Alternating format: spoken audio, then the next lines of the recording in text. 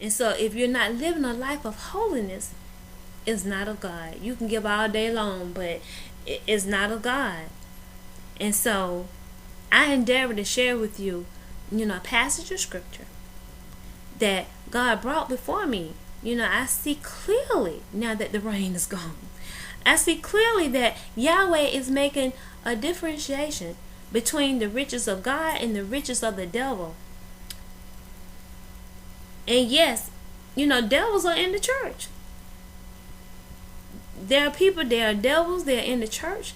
And they're devils because of the fire that they burn, the candle that they burn. Okay?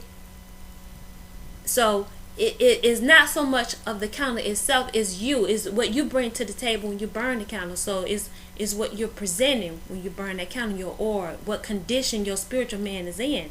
If your spiritual man has adversaries about your aura, then your candle indeed will be wicked. Okay, when you burn that candle, you're going to activate some spiritual adversaries that are wicked. And you're not going to work the works of Christ.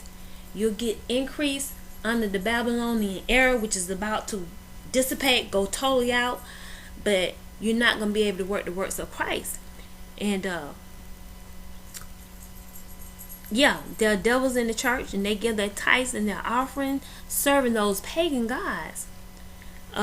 They are burning the candle unauthorized. And if you're prospering and it's God, I'm telling you, we'll be able to discern is God by what comes up out of you, what follows you, your character. If you're of God, then out of a good tree, you're going to get the fruit of the Spirit. You're going to see the fruits of love, the fruit of just walking in truth and being co-laborers with those who walk in truth.